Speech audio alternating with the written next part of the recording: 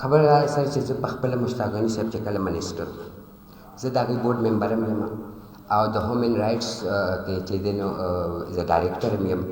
ټیک ده، تاسو چې دي دا پالیسیانې جوړوي تاسو څه وایي چې دا دي د ځانه جوړوي؟ دا مونږ به زور راوړو نو هغې کوي. پنجاب کې روزي دلته روزي مونږ په خپله چې میټینګونو له په پولیس کې چې کوم هغه دي نو هغې یو کمیټي جوړه کړې وه د بدقسمتۍ نه په 2018 کې جوړه کړه چې د هغې ایس پي اپریشن ظهور صاحب چې کوم هغه د هغې دغه کمیټۍ مشر و. ټیک ده، یو میټینګ یې پکې وکړو چې موږ به قانوني تحفظ ورکړو پاچا سره وله. نو په دویم میټینګ کې بیا نه هغه نه زوم او نه هغه په دې پېښور کې. ټیک ده، بیا په 2019 کې چې دی نو بل ایس پي راغلو له خیره سره نو هغه هم یو کمیټي هغه ټرانسجنډر رایټس هغه هم ماشاءالله یو میټینګ ولاړ. اوس که خیر بل راغلو الله دې ولې زندګي ورکړي نو هغه هم یو میټینګ کړی دی او دی ویلي چې په هر 15 ورځې پس د هر محکمې او د هرې طبقې خلک کې نو چې دی کې به ټرانسجنډر وي. مونږ ولې نه غواړو چې مونږ ایجوکیشن وکړو. مشتاق غني صاحب چې کله منسټر او سپیکر دی هغه ماته ویلو چې مونږ به تاسو له په کمپلیکس او پېښور LRH کې 2 باټه درکو. خواجه سره مې نه کوي سر یو مونږ کوم داسې په یو ځای 200 بیماري چې تاسو موږ په 2 هسپتال کې په یو هسپتال کې راکړي د 4 بیډو راکړي د 20 بیډو راکړي. ټیک ده، ښه چې کوم اوریج خواجه سره د دې چې څونه لکه ګوره که موږ له زه ده ووایم که ایکس کارډ یې راکړو موږ خوشحاله شو موږ ته 3 مخانه راکړه خو موږ یې د حج عمرې نه محروم. موږ خوشحاله شو چې دې خواجه سره له 2000 روپۍ اوس میاشت مقرر کړې ده هغې باندې ملا کار چاري.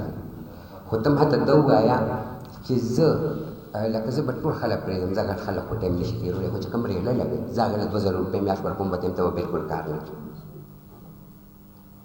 هغوی به ټایم تېر کړي ان پوه شوې کله هغوی ټایم نه شي تېرولی په هغې باندې. ټیک ده، مونږ ایجوکیشن غواړو مونږ نوکریانې غواړو مونږ په معاشره کې یو انسان هم داسې نه دی چې هغه وایي زه دې په ښه نوم یاد نه شم زه دې په ښه ځای کې کېننم.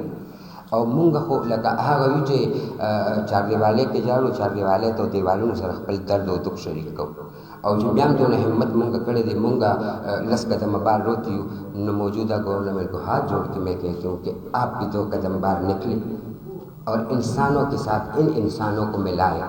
اور آپ نے یہی وعدہ کیا تھا کہ پسے ہوئے طبقے کو ساتھ لے کے جاؤں گا لیکن آج آپ نے اتنا ہمیں پسلا کہ اب ہم سے وہ سرما بن گئے اور ہم ڈالنے کے لائق ہو گئے کہ لوگ ہمیں آنکھوں میں ڈالیں.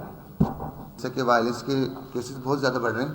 یہ نہیں کہ ہمارے لوگوں پہ تو ہو ہی رہا ہے خواتین پہ بھی ہو رہا ہے بچوں پہ بھی ہو رہا ہے جو کہ نہیں ہونا چاہیے.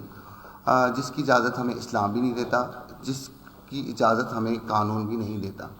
کسی مذہب میں بھی کسی کو مارنا جائز نہیں ہے. دوسری بات یہ کہ جیسے کہ ہمارا بل پاس ہوا 2017-2018 ٹرانسجنڈر پروٹیکشن بل ہمارا پاس ہوا تو آئین پاکستان موجود ہے اس میں بھی حقوق برابر ہیں سب کے. تو میرے خیال میں ہم لوگوں کو تو اپنے حقوق کا نہیں پتہ مگر ہم لوگ دوسروں پہ نکتہ چینی کرتے ہیں جو کہ غلط ہے. ہمارا اسلام بھی ہمیں یہی کہتا ہے کہ آپ کو کوئی اختیار نہیں ہے کسی کی ذات پہ کوئی الزام لگانے کا یا کوئی بلیم دینے کا. حکومتی پالیسی یہ ہے کہ جیسے کہ آپ کو پتہ ہی ہے کہ سب سے پہلے جب ہر شہری کو تحفظ دینا چاہیے قانونی تحفظ جو کہ پچھلی کافی سالوں سے حکومتیں ناکام رہی ہیں. میں ایک حکومت کو نہیں کہوں گی ہر حکومت کے دور میں تحفظ نہیں ملا کسی بھی جینڈر کو. اللہ پاک نے نہ کہا عورت نہ کہا مرد نہ کہا خواجہ سرا انسانیت کی بات کی جو کہ ہم بھول چکے ہیں.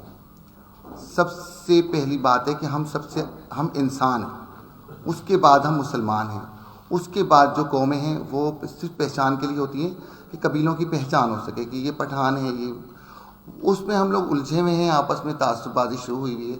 اور اس کو لے کر کے ہمارے کتنے ہی خواجہ سرا جو کہ اپنے گھروں سے باہر نکلتے ہیں اور جب عام آتے ہیں اس میں کمیونٹی میں آتے ہیں تو وہاں تو ہمیں تو گھر والوں کی سپورٹ بھی نہیں ہوتی تو پھر وہ معاشرہ ہمارے ساتھ کیا حشر کرتا ہے. وہ ہمیں مارتا بھی ہے وہ ہمیں کاٹتا بھی ہے وہ ہمیں گولیوں سے بھی چھنی کرتا ہے وہ ہماری آنکھیں بھی نکالتا ہے وہ ہمارے بال بھی کاٹتا ہے.